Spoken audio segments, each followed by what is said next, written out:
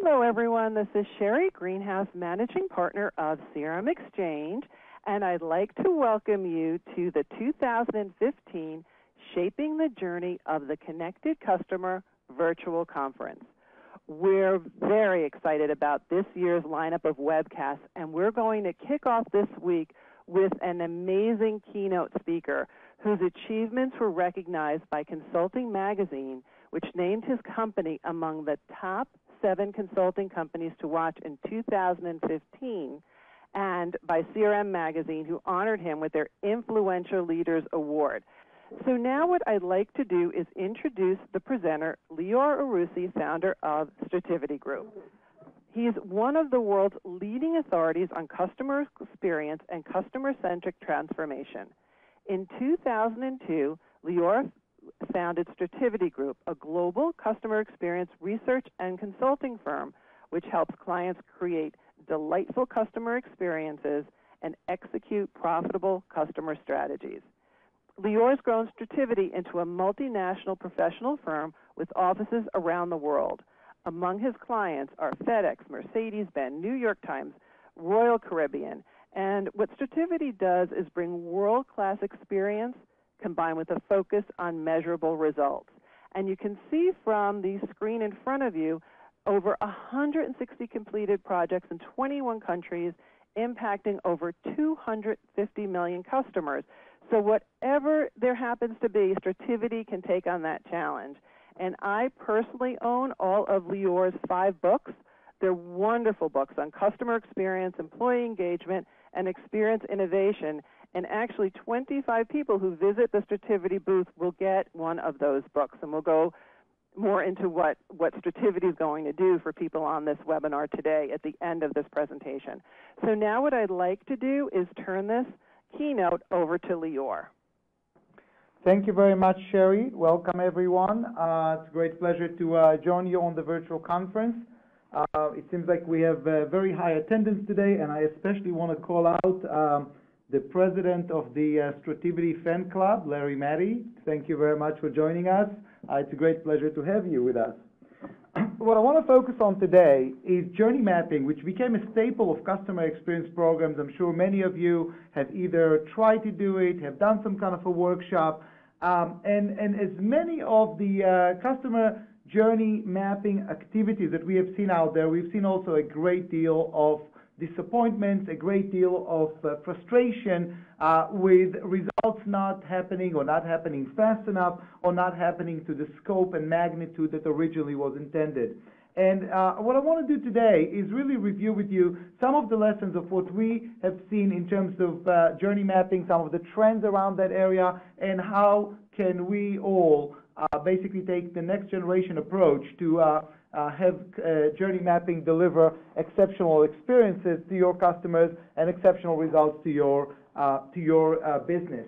But with that, I want to actually start with a small example that probably will illustrate the point. We've done work with a financial services organization, and as we mapped the different type of steps that the customer is taking, one of them was advertising. In fact, our validation indicated that current customers who were exposed to their advertising campaign have actually decreased their spend with the bank, which was their credit card, as opposed to increase it. When we approached the branding team in the company and basically notified them that their touch point is actually driving negative customer spend, they did not seem to be impressed much. In fact, what they said is, it's okay because we are making our numbers. And we asked them, well, what numbers are those? And they said, well, we are making the numbers of brand recollection. We said, well, brand recollection is indeed achieved, but in a very negative way. And they said, well, that's not exactly our numbers. Our numbers is just to make sure that the brand has a strong recall. And they were, in many ways, illustrating one of the challenges with journey mapping of looking at the journey in isolation. So even though we're still mapping the complete journey, we are mapping it or managing it on a touch point basis, and each touch point is achieving their numbers while the customer is pretty upset. What you can see here is that whenever we work with a client, the first question is, What is it that you want to achieve? What is the number that you want to drive? And it is based on that driver that we help the organization build the overall program for journey mapping, and not just use it as a tactical way to understand the journey itself without necessarily driving the changes. Because if we step back, and many of you who have attempted to get budget and attention and senior leadership commitment to customer experience have experienced the same type of frustration where in many ways you were assigned to do the job but without necessarily adequate budgets or resources. So let's step back for a moment, get a bigger context, and then we can move from there. Every organization at the end of the day, and your CEO is tasked with delivering exceptional results. They're not looking for mediocre results, exceptional results in terms of top-line numbers, in terms of bottom-line numbers. In order to achieve that, we need more customers to choose your products over the competition. In order for that to happen, we now enter the world of exceptional experiences. A hassle-free is not enough. No bank is trying to have a hassle-based experience, and a hassle-free is basically table stakes, where the customer is saying, you want my loyalty, you want a total wallet share, you've got to give me the best choice bar none, the one that absolutely will give me an understanding that I have the best value out there. And in order to achieve that, we're entering into another new world, which is exceptional performance, where it's all about the employee choice. Because here's the thing. If exceptional experiences focus oftentimes on processes and tools and technologies to empower the people with the ability to deliver the best experience, exceptional performance is tapping into the attitude side, into the emotional side, into the passion side. And it is exactly here that we have a serious problem. And the problem is you can pay any one of your employees to smile sincerely. Smiling sincerely is a personal choice. You cannot put it in their KPI or in their dashboard. Sincerely is a very personal choice. So what we see here is that there is a direct correlation between the customer choice and our ability to get exceptional results and best choice, which are exceptional experiences, and employee choice. And in fact, our studies have shown that those companies who have been at the top 25 percentile of employee engagement were 3 times more likely to be at the top of customer satisfaction. And in one work that we have done with an auto manufacturer, we found out that the dealers who actually comply with being in the top 25 percentile of customer satisfaction, they were 59% more profitable than the dealers at the bottom. So there's a lot of money on the table if we do it right, but when you go and approach journey mapping, my challenge to you is you've got to set it up on the right context of we are here to drive exceptional results. And that reminds me, I was working with one of the leading insurance companies in the country, and I was doing a program with their salespeople, and there were hundreds of sales directors sitting in the room. And right before I came on board on stage, there was the head of business insurance, and he was talking about, this year we're going to capture $40 million with this new sales program, and you guys in sales, you've got to help me. And then life insurance came on stage, and he talked about $100 million of new business that we're going to capture if salespeople will only do 1, 2, and 3. And after him was health insurance, and everybody came there and painted their new sales targets for the year. I stood on the stage and I said, you know what, guys, I got $2.7 billion. Obviously, my number was bigger than all of theirs, and people started to notice. And they asked me, where are you going to get the $2.7 billion? And I said, last year, you let 1 million customers leave this company, which was the total value, $2.7 billion. And not only you're not going after retention, but instead you're going after new business, you institutionalize losing customers like it's an acceptable behavior. You have actuaries who put it in the business plan that losing $2.7 billion of business from existing customers is a legitimate practice. And I think as customer experience practitioners, this is our low-hanging fruit. Let's own retention. Let's put it in the context of retention, and things will actually make sense, and we can build the journey mapping process on the promise that we are here to actually capture or change the numbers of retention. At Strativity, when we approach it, as you can see here, we have a framework that we follow, which is what is the promise, what is the performance, and what is the platform. That is, let's define what is the differentiated brand experience promise. Let's define if we are delivering to that promise.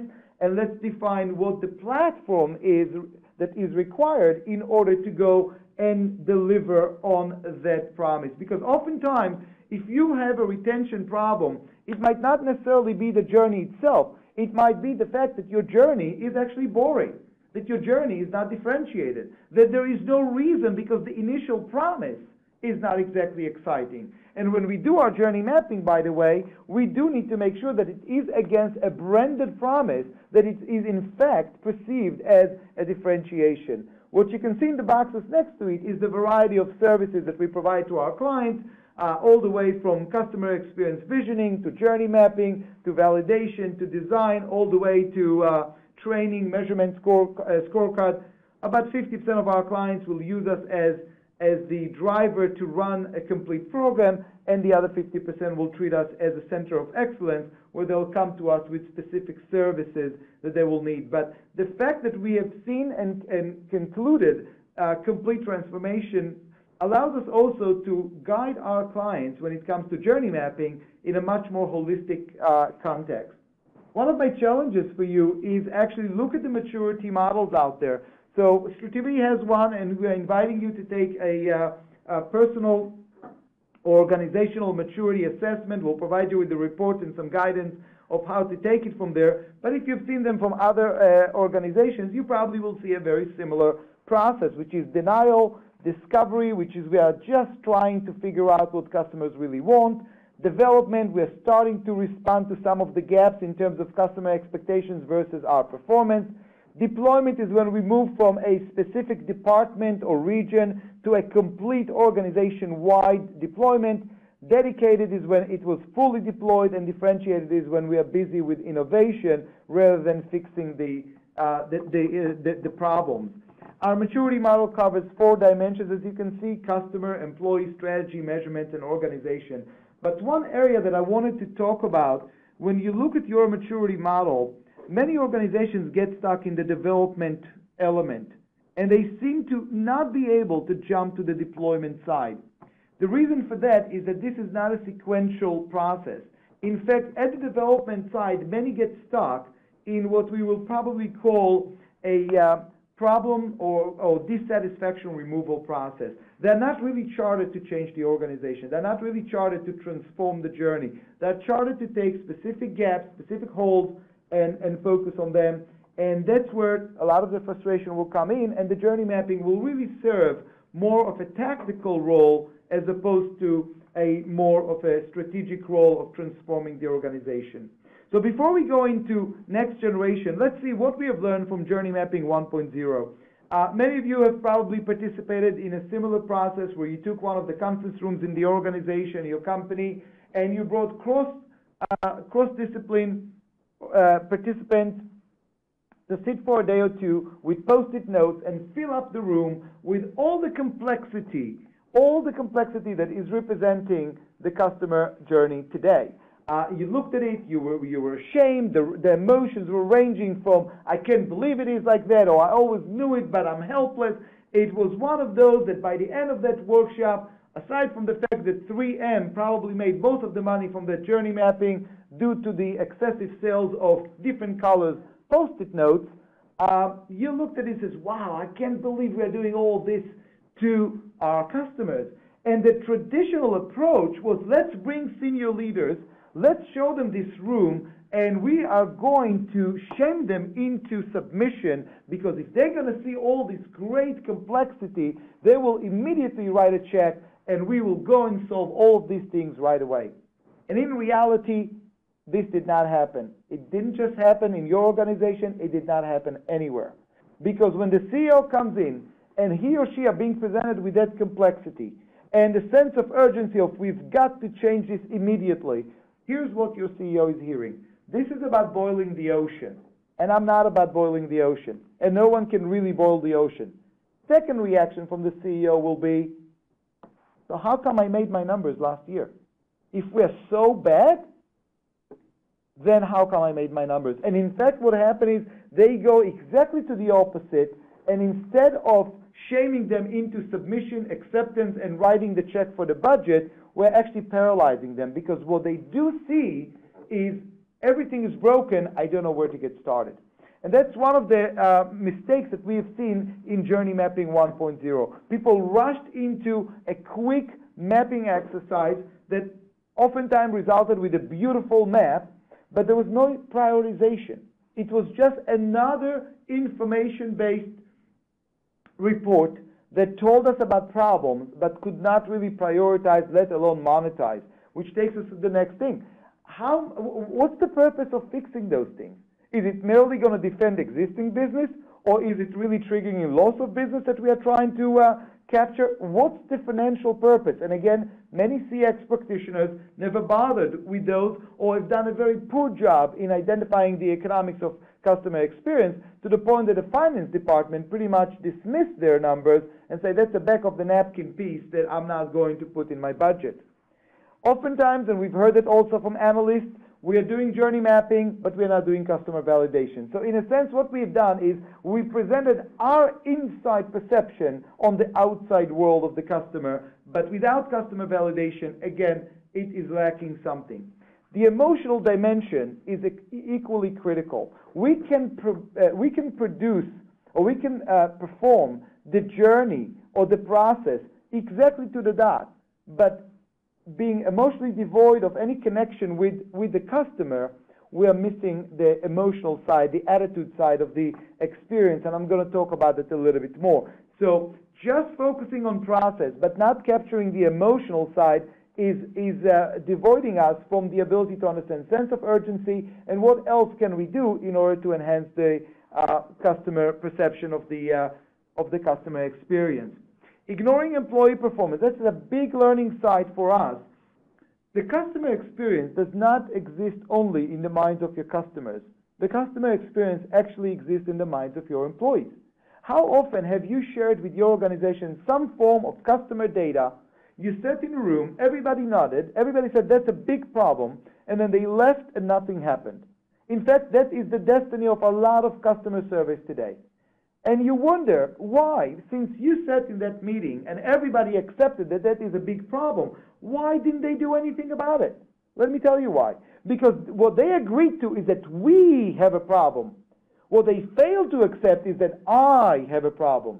What happened is, people oftentimes believe that they're doing it just fine. It's the rest of the organization. It's the finance department. It's the legal team. It's the call center in Horsham, Pennsylvania that is not doing the job. But me, I'm doing a perfect job. I am absolutely perfect. Probably because of me, the numbers were a little bit higher than what they should have been, but I saved the day. So understand that without doing validation from the employee perspective, you're missing something. Oftentimes we have seen branding agencies or advertising agencies coming more from a design standpoint, but really are lacking the depth when it comes to processes and people attitude and so on and so forth. And that's resulted with beautiful maps, but really not operational one to work with. How often does it happen to us where we go and ask the question, but we're not intending to do anything about it? We don't do that usually. Yet here, when we do journey mapping, we are asking the questions, but we don't necessarily have the commitment of the organization to go do something about it. And it creates a great deal of frustration, because why are we going through this exercise if in fact there is no commitment there? Executive buy-in, I know that's an area that many of you are struggling with, and I want to give you an example. Last week we were facilitating an innovation session around one of the touch points for our clients. And to our amazement, but maybe it shouldn't be our amazement, the CEO was sitting, it's a $10 billion company, the CEO was sitting for 4 hours participating in the design of that touch point. That was, I thought, was a miracle. I saw something that one cannot see. I know that for some of you to think about your CEO sitting in a workshop for 4 hours to design a touch point seemed to be out of this world. But it is exactly because we tied it to the financial performance and identified that he's losing every year $360 million of additional revenue from existing customers, that he said, that problem is big enough for me to pay attention. And in Journey Mapping 1.0, we didn't have that discipline. We started with a lot of great intention, a lot of passion, but please do not confuse passion with competence and discipline. And that's where really Journey Mapping 2.0 is going to bring to us.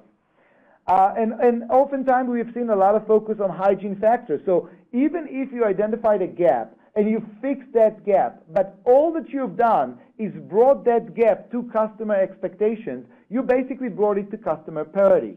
And at that point, customer is not going to reward you with loyalty. They maybe reward you with less calls to your call center to complain, but that's about all you've done. So if the attitude was hygiene factor, we really missed the whole point. We were already in design mode. We might as well take it to differentiation. We might as well ask a different question. And I think if I go to the root cause, this is where the root cause of the failure of Journey Mapping 1.0. We never bother with the question why. We bother with the question of what and how and try to fix those, but fail to understand why customers are expecting more, why customers feel the way they feel, why employees perform the way they do, why invest in improving it, how can we justify that, why process was designed that way, and why choose our brand. And when it comes, by the way, to why processes were designed that way, when we go and look at processes and go drill downs in order to understand how to change it, we oftentimes, and I'm sure you do the same thing in your organization, find processes that absolutely make no sense. And when you ask people, why are we doing it that way, here's what they're going to tell you. In 2005, there was one customer from Florida who embezzled from us, so since then, we have to block that part, and no one is allowed to do that. And then you look at another process that totally does not make sense, and they say, well, in 1998, we had this one employee who took advantage of the company, so we had to plug that hole too. That's why that process is there. And what we have done is we build processes around the outliers, but in the process called all of our employees and all of our customers cheaters and liars, because we don't trust them. And the why and the root cause, I would challenge you, should start with a very simple question. Do you trust your customers? And if the answer is you do not trust your customers, there's no point in redesigning the journey map. Because at the end of the day, if you don't trust them, your processes will continue to be restrictive, annoying, and emotionally aggravating, because customers will sense that you don't trust them. And I think that we need to start with the why in the context of what do we want to achieve with the customers, why do they feel the way they feel, and why are we designing to that specific one.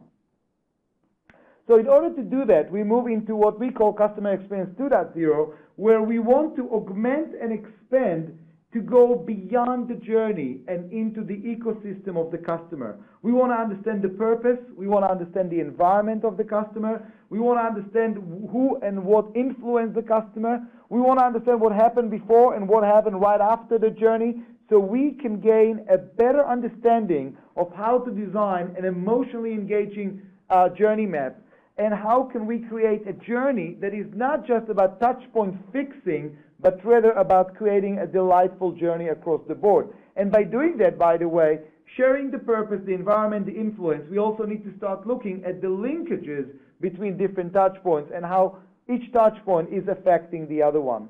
So when it comes to purpose, we start with the question of why is the customer seeking to go through this journey? What are they trying to do? Different people will have a different type of purpose. When we look at the environment, we look at what external touch points are involved in this journey. We know that we have a couple of automakers on the call today.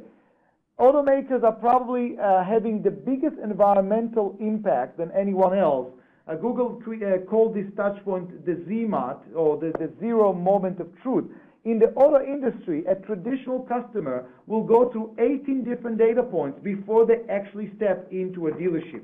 Before they actually spoke to a dealership, they have already engaged in 18 different data points. Most of them are not triggered or controlled by the auto manufacturer. Not understanding that is failing to understand where the customer comes from and failing to understand the environment. That will be one example. Who influenced them? Who is influencing the customer before, during, and maybe after the journey? If you look at Generation Y, a high degree of Generation Y will not make a purchase unless there is a peer review that will share with them. They do not trust traditional venues of organizations. They look at their friends, they look at Twitter, they look at Facebook, they look at friends in order to validate or recommend. That changes everything. We can design a perfect journey, but if a friend will not recommend it, we are having a challenge there. And before and after also helps us understand a greater context. Where is the customer? What are they doing right now? What else are they doing while they might be speaking to us on the phone or multitasking while purchasing a product from us? All of these elements helps us see a much more contextualized process that then we can go and look at a journey map and say, okay, I understand what it is, and then we can go and design to that. From a planning standpoint, keep in mind, a journey map is not a workshop. A journey map is not a 1 day or 2 days with analysts who are giving you a bunch of templates and telling you to fill it up yourself and conclude the journey mapping. If this is the approach you're taking, you're probably going to frustrate more people internally by wasting their time without necessarily having a very clear vision of where is this journey going. And in Journey Mapping 1.0, we've seen a lot of those exercises, which we have titled Journey to Nowhere, because at the end of the day, there was no structure to it. The first thing is you need to identify why are we doing that. What are the outcomes that we are trying to address here? Is it just hygiene factor? Are we trying to work on retention? Are we working on customer satisfaction? What is the needle that we are trying to move? Because that will help us in set the context for the whole organization. Let's assemble the right and relevant stakeholders, both internal and sometimes external. Co-creation with customers can be a phenomenal way to accelerate innovation and get quick validation much faster than the traditional multiple months process. When it comes to assembling, one advice here. Sometimes you invite people not because they know better than you. You might know already the stuff, but you need them for engagement purposes. You need them so by the time there will be action items and improvements requirements, they will be willing to be part of the change because they have been part of the process. So when you think about assembling the right stakeholders, I would suggest think about engagement, not just about knowledge. Let's develop from the existing customer data and initial assumptions. Most of you have already customer data. It's probably not going to be sufficient for a complete journey mapping validation, but it will be sufficient for assumptions, and it will help us develop a better map as the initial map. Then, of course, we go into the workshop with a clear mapping exercise. Make sure that you have both an outside-in and inside-out process. Then comes the alignment. Make sure that in your journey mapping process, you fully understand who are the internal resources, what processes and tools are supporting the journey mapping, the journey delivery, because it is with those that you can later on, after prioritizing and hopefully monetizing specific touch points that requires attention, you'll be able to go back and go and zero in on those specific processes. Validation is absolutely critical, and I'm going to show you an example of validation in just a couple of minutes. It's validation, but it's also prioritization. Remember, when you're going to the customer and say, here's my complete journey, what matters to you the most, you need to make sure that you're also able to tie it to financials, because you will come back to the organization with a request for budgets, for resources, to change, to take actions, and make sure that you're doing that with the right data, with the right financial data to support it. Ultimately, it's about building the action plan. We will never ever go to our spouse, engage in a conversation where we ask her for things and then tell her, well, thank you very much, but we are not going to do anything about it.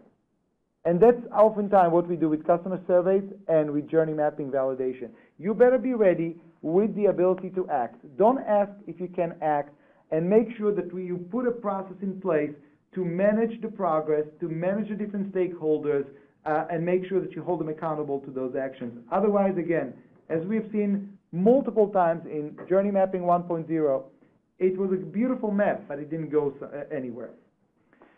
We have launched, for those of you who have been following, the Exceptional Journey Network just 2-3 weeks ago in conjunction with, or powered by Touchpoint Dashboard, who actually created for us a unique version with some action planning. When you look at the initial mapping, the mapping allows you to actually go and identify the channels, the feelings, how do they feel about these, and so on and so forth. But the beauty of it comes on the back end, and that's a unique feature that we introduced here around action planning. So we can actually go and assign it to specific individuals, and based on the color code here, you can see if we are on track, if we are ahead, if we are behind, and start holding people accountable. If you want more information on the Exceptional Journey Network, What it is a combination of a mapping session combined with a journey map that we actually create for you, set it up in the system, provide you with one user license to start managing it on your own. But also we wanted to create a community of people just like you who can share practices, learn from each other, and we build 4 exclusive webcasts a year to help you track that, as well as 5 hours of personalized training and support. You can always add additional licenses, by the way, for additional users for a very minimal fee. But what we wanted to do is create an alternative for those of you who need to manage it in-house but are not getting it to an action level that you want to. This is the first time that we are creating a dynamic journey that will be updated, and the tool will allow you to go and update it and hold your organization accountable to those actions that they've taken. I want to talk about the validation part and share with you a little bit of an approach. The validation comes in 3 elements. First, the attributes of the experience, the rational part. Second is the emotional side of the experience. And the last one is the loyalty drivers. So let's start first with the rational side. In the rational side, after you've done your journey mapping, you will identify loyalty drivers for each touch point. At that point, we will approach both employees and customers and ask them to rank both importance and satisfaction. In the chart that you see here, the blue box will represent importance, and the ovals will represent satisfaction. As you can see, there are 3 dimensions here: the wow zone, the functional zone, and the misted zone. The wow zone represents drivers or touch points that if you focus on them, you will actually build loyalty. Customers will spend more with you. The functional zones are hygiene factors. These are what we call loyalty eroders. These are touch points that the customer is saying, don't go overboard in investment because I'm not expecting a lot here. This is not the reason why I come to your company. And as a result of it, you may want to fix it, but you don't need to go and go overboard. And what you can see here also, naturally, and this report would usually be about 3 pages long of different touch points. Naturally, some touch points will have meaningful gaps that requires attention. I'm sorry about the misalignment here due to the switching of the files, but you can see a difference between in issue resolution. Although the expectations is 43%, 20% is the current satisfaction, which means we have a 23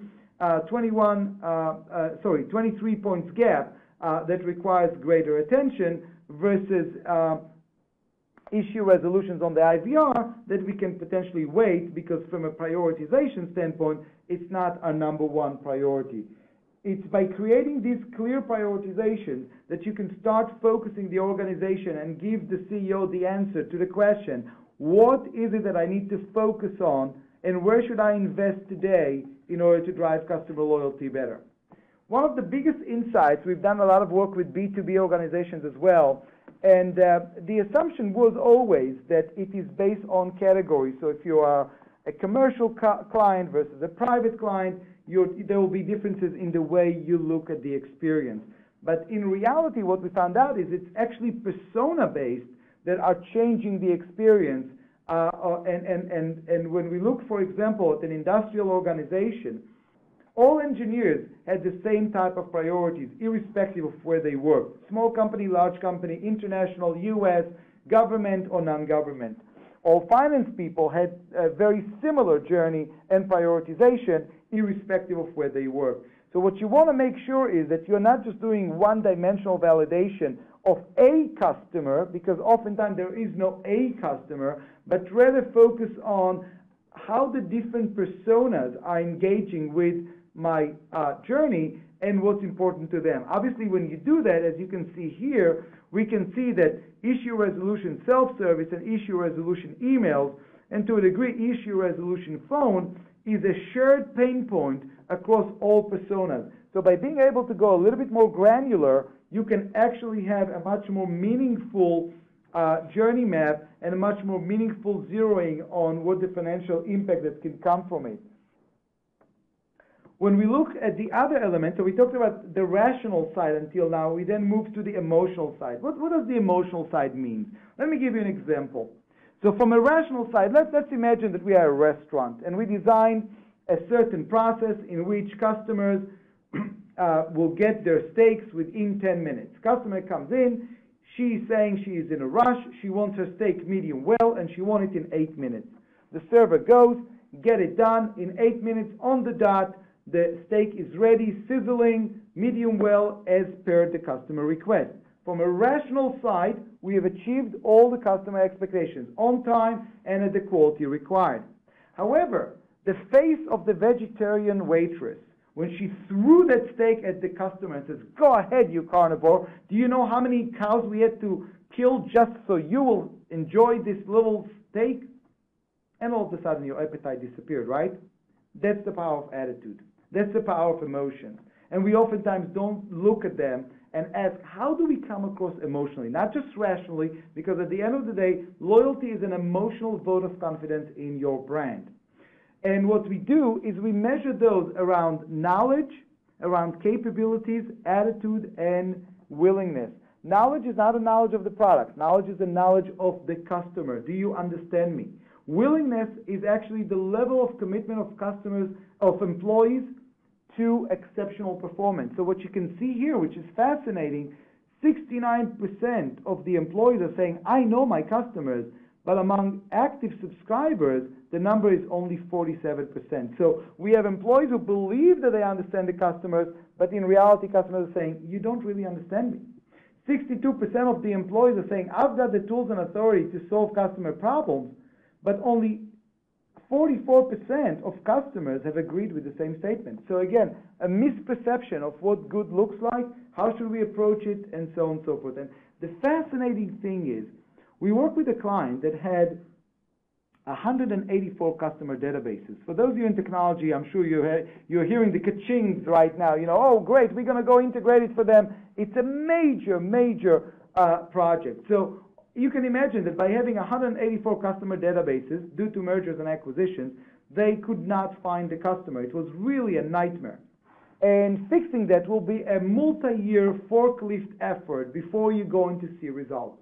However, by training the employees to demonstrate empathy, to understand the customers, we were able to increase customer satisfaction by 20% in the first year, even though the technology issue, the rational side, was still not fully addressed. So that's the power of understanding the emotional side. We oftentimes tell our clients, please don't do it in a sequential way of fixing the rational side before you go into the emotional side. If you actually unleash the power of commitment from your employees, you can drive the experience improvements faster just by demonstrating empathy and understanding while you're fixing the big things. But the most important thing is probably the prioritization. That's where we will work to identify what is the loyalty driver. Remember, we started this whole process with what are we trying to move here? What is the loyalty driver that we are trying to move? And then we run a regression analysis to see across both the emotional and the rational elements of the experience, which one of them will drive better customer experience. If you look here, likelihood to recommend was selected by this client. At the moment, they had 80% that gave them top box in likelihood to recommend. In order for them to move to 92%, they have to have subscribers believing that they are getting a great experience. In order for them to move to 95%, they need to have everyone among their subscribers agreeing that the website is easy to navigate. And in order to move to 98%, they need to have 100% of their subscribers saying employees go above and beyond. So by running a regression analysis against all the different loyalty, all the different touch point drivers, both the emotional and the rational, we can actually build a very clear prioritization map that can help the organization and guide where the investment goes. And when you look at customer validation for journey mapping, it is unlike what you've done in customer surveys in the past. Because oftentimes, customer surveys in the past will focus on one touch point. You go to a customer and says, would you like a better website? Sure I do. Would you like a better call center? Sure I do. Would you like a better retail store? Sure I do. But no one ever asks the customer, in the context of all these touch points, which one is more critical? Which one is a loyalty builder? Which one is a loyalty eroder, which one should we pay attention to, and which one should we leave alone. And that is the critical part of doing proper journey mapping validation, so we can understand in the context of the complete journey where the emphasis should be. But one of the elements that we have done, for example, in the key driver impact analysis for one pharmaceutical company, we were able to identify that 1 point of loyalty improvement is equal to $108 million of additional revenue from one customer segment, female 35 to 64. And by getting that granular and that data driven, you are turning the journey map from an exercise in design to a financial decision-making device or platform. All of a sudden, everyone in the organization can rally around one unified set of data that is across the whole journey, understand the financial implications, and make decisions accordingly. So when we look at journey mapping for the future, some of our recommendations for you: first, be disciplined. Don't initiate a workshop unless you follow the process and you understand what are the expectations, who should be there, and who is planning to take action. Make sure that you map at a high level plus emotions. So, forcing the CEO into submission by shocking them with all these post-it notes, not a really very advisable process. Map the high level plus emotion, go into validation, and then drill down to the moments of truth that were prioritized by customers, were misunderstood by employees, and drive the best results for you. While you're doing validation, you may want to actually test it against best of the world brands, because oftentimes it's not your direct competition that spoils the customers and create higher expectations. It might be a brand outside of your industry. So don't try to be the best of the industry, but rather try to be the best in the world. Monetize the touch points. Understand, is it a hygiene factor? Is it just fixing? Or is it something that needs to be truly exceptional? Understand through the economics analysis what is in it for you. As I said, one touch point for that CEO was worth $360 million. Guess what? He was sitting in the workshop. He was personally involved. And I'm sure for many of you it sounds almost like science fiction, but it was a reality. When it comes to root cause, make sure that you understand the complete ecosystem. Do a day in the life of the employee, not just a day in the life of the customer. Spend the time with your employees to understand the tools and the authority that they have and the training that they have. Are they capable of doing what you want them to do? Then let's make sure that we operationalize and create the right processes in place. Training is very critical here, guys. We are asking people to go and design customer experiences. They've not done it before. We have organizations, by the way, that choose to have customer experience certification to 50 or 100 managers. So when they go back to their departments, they are equipped with the right thinking and tools and templates to actually go and apply the changes. Because otherwise, they know the problem. We've shown them there is a gap, but it wasn't for lack of information that they didn't take action. It was for the lack of skills and practice, and training might be very critical here. Make sure that if you already open a process, if you're already designing the journey, design it to surprise. Don't just design it for fixing the problems. Remember, you want to leap to development and organization-wide commitment, and it is those designs to surprise that are going to help you. And don't design it for the outliers. We all have them. We all have outliers. Even the great Disney have outliers that they needed to go and address, but it's not going to have to come at the expense of the majority. If you trust your customers, if you believe that they are here for the right reasons, if you believe that they are doing fair and honest business with you, then design for that majority and leave the outliers as a special empowerment process, as a special out-of-the-process situation, and let your employees deal with them through the exception model, as opposed to trying to take every exception and turn it into the main journey. When you approach it from that perspective, with one client, for example, there were over 85 million in recognized cost savings and actual revenue opportunities that were captured in 12 months from the time the journey mapping and the validation took place. So it doesn't have to be a multi-year process.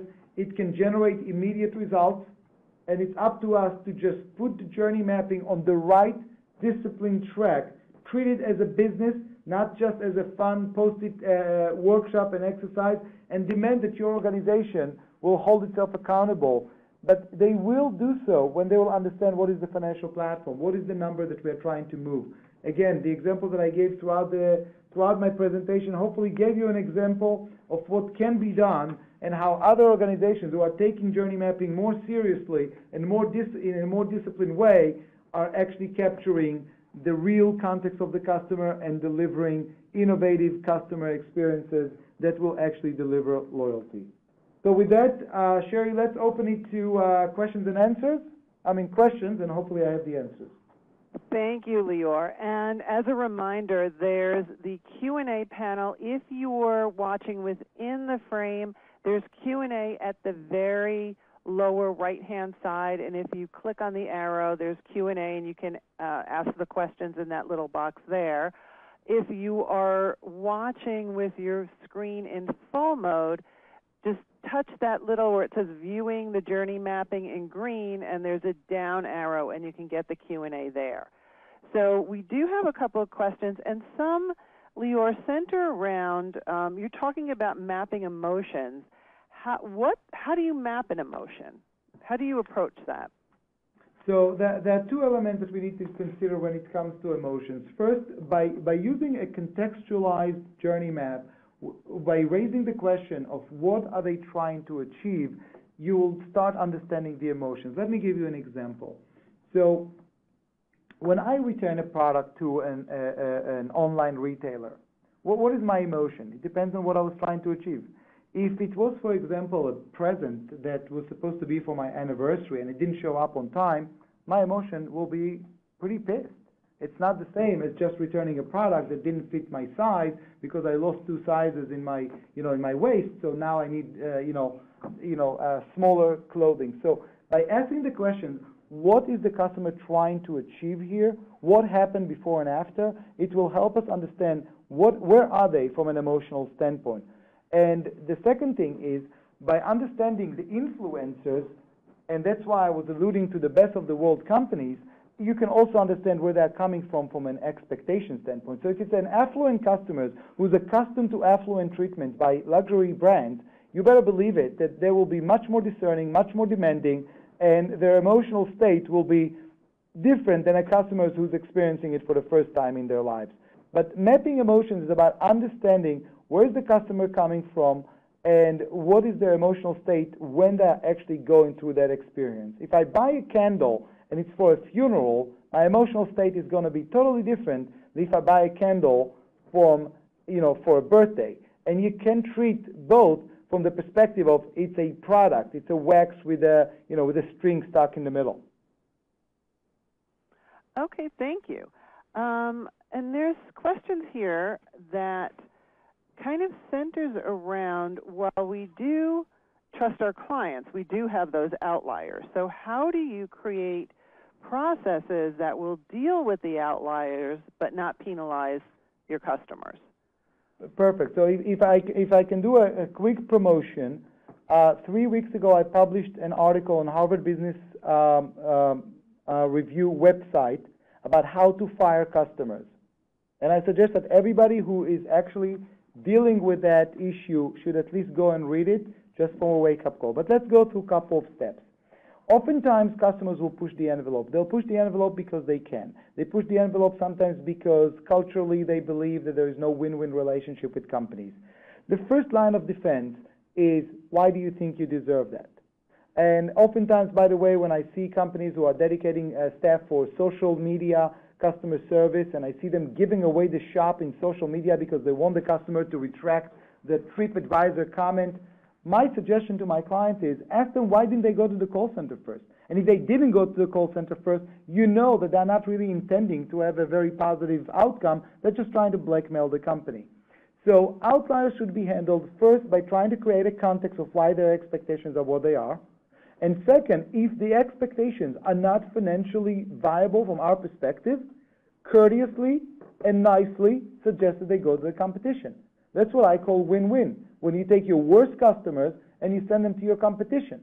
Because at that point, you have time to delight the right customers, and the competition is stuck with unprofitable customers. Oftentimes we are being told by clients, so, customer experience requires so much resources. And I said to them, it's not about resources, it's about resources allocation. At the moment, your unprofitable customers are consuming services and times and resources that they have not paid for. And that's where the problem is. So building the discipline, teaching your employees how to deal with the outliers, teaching them how to differentiate between the mainstream customers and the outliers can go a long way, because right now what they're hearing from you is the customer is king. Let's treat all the customers amazingly. And not every customer is king. Some of them are bad. Some of them are taking advantage of the system. Give your employees permission to call their bluff. Oh, good advice. On the planning for the journey mapping program, step 3 was develop, and you talked about using data. Is there any particular data that's more important than other data to look at? So the most important data is the one closest to the customer. And if you are in the call center side, take a look at the typical complaints, typical escalations, and analyze the root causes. What was the customer trying to achieve and why we couldn't really deliver it? So that will be a very useful piece. On the website, same thing. You can look at elements where they got stuck, elements where they bounced out, and that will give you a certain understanding of that and customer satisfaction as well. Right behind that, when it goes to the internal part, that's where the operational numbers will be more valuable. So you can look at average handling time or average wrap-up time and so on and so forth, or first call resolution to try to understand kind of where they come from. But I would say start with the closest to the customer data and try to work with data that can help you understand the why, not just the what they're trying to achieve. Okay, thank you. And that's really all the questions we have time for. Any additional questions we will forward to you, and you can get back personally to the people that asked the questions. And I just want to remind everybody, in the Strativity booth, there's a couple of giveaways. Now, to get to that booth, you go to the virtual conference platform, you have to log in, you go to the exhibit hall, and you will click on their booth. And they're giving away 25 books, and the grand prize drawing is a $2,000 value of training videos. So, Lior, if you want to just take 30 seconds and talk about those training videos so somebody knows going to the booth what they can may win. Sure, thank you, Sherry. As part of the work that we do with clients is a lot of training, and many clients requested that some of the training programs around customer experience principles, making a personal commitment to customer experience, creating an engaged organization, those will be videos that they can use internally, for reinforcements for new employees and so on and so forth. So we produced 4 videos which are coming together as a package. They are usually the network license for it is $2,000, and that's what we are actually going to give as the grand prize for people who will be visiting. These are videos that can be hosted on your LMS system and basically be used by new employees or by existing employees to reinforce your commitment to those behaviors and to customer experience in general. Thank you. And there's also a complimentary CEM maturity assessment that anybody that has participated in this webcast would be entitled to, which I think, Lior, you had mentioned before. Correct, and we'll craft a special report for you and provide you with 30 minutes consultation on the report and guidance to where you're at right now and what will be the most natural and successful steps for you to take moving forward. Okay, thank you. And at that point, we're coming just up to the top of the hour where we do need to end this session. So I want to thank Lior for this wonderful keynote presentation and remind everybody to get ready for that 2 o'clock Eastern presentation. If you want loyal customers, make it easy to complain. So that's coming up at 2. And in between, you can go to the lounge on the virtual conference platform and chat with each other. You can chat about this session, and it will have your name, your contact information, so you can know who you're talking to in there. And, of course, visit the exhibit hall, and there's also product demos. So at this point, we will be closing this session. Again, Lior, thank you so much for doing this keynote. for the virtual conference audience, and we will see you at in the 2 o'clock webinar. Thank you very much. Take care and have a great rest of your session.